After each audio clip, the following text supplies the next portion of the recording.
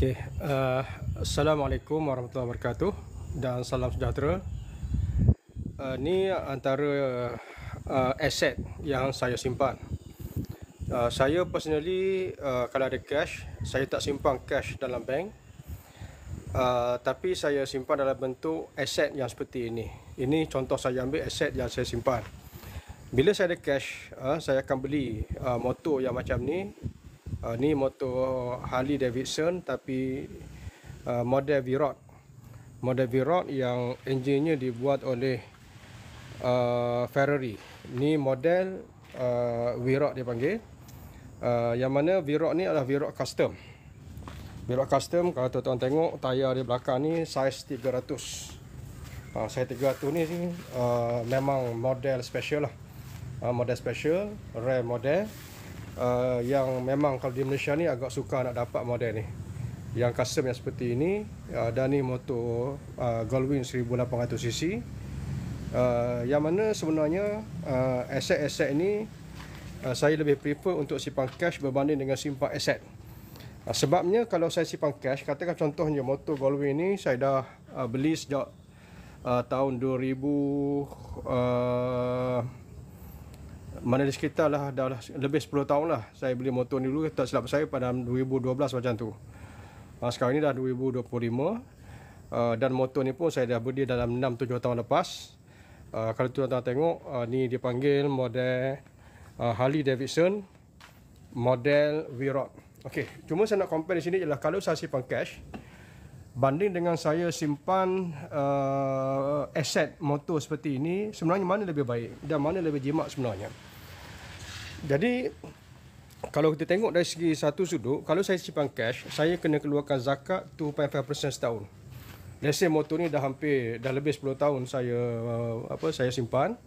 So maknanya kalau masa beli dulu sekitar 100,000, saya beli cash. Jadi 100,000 tu kalau saya simpan, hari ni dah tinggal dalam 75,000 sebab 2.5% setahun saya kena keluarkan zakat. Okey, jadi maknanya kalau saya simpan cash, susut nilainya dah jadi dalam 7,500 ya, dalam 7,500. Dalam 75,000, mana 25,000 saya hilang dah masa 10 tahun. Okey.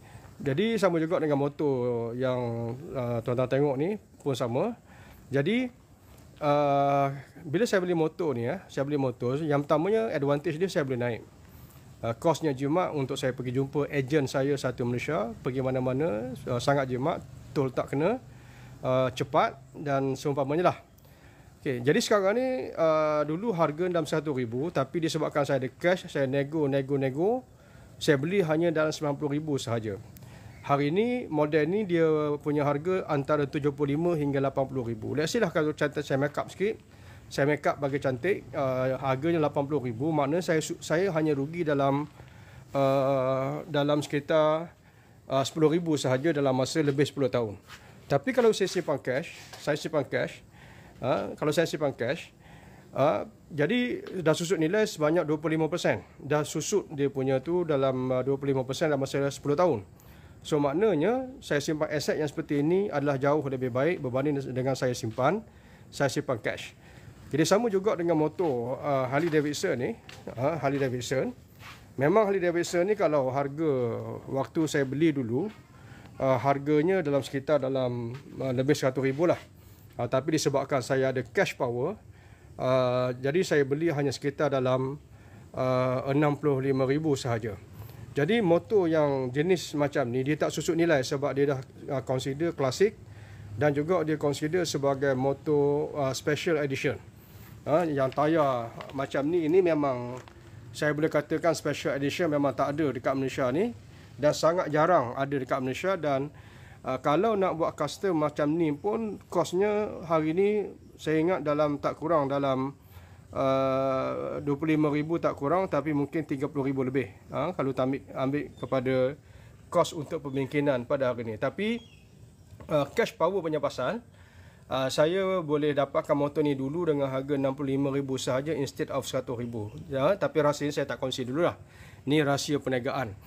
Jadi motor ni hari ni kalau di customkan balik, dia boleh pergi sampai 100,000. Jadi sebab tu kalau jumlah 65,000 tu kalau saya simpan, cash tersebut dia akan susut nilai.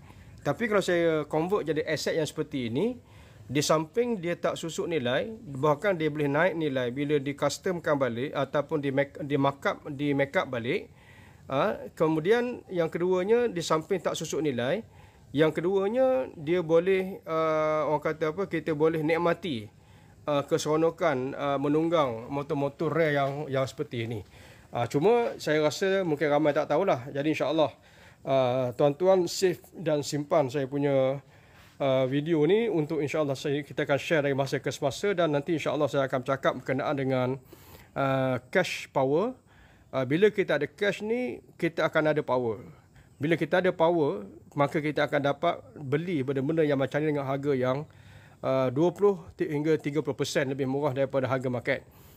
Jadi nanti insya-Allah saya akan ceritakan motor-motor yang saya pakai sebelum ni.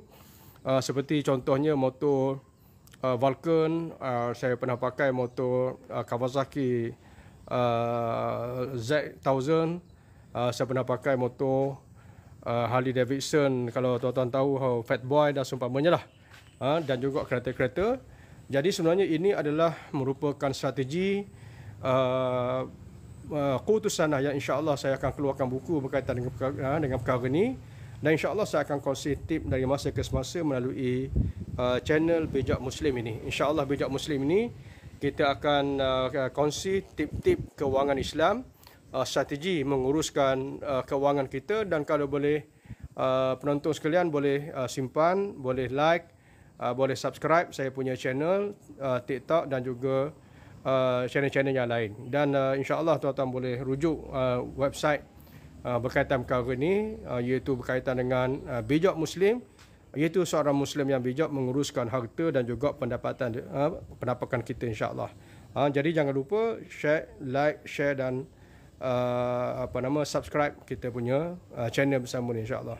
Assalamualaikum warahmatullahi wabarakatuh.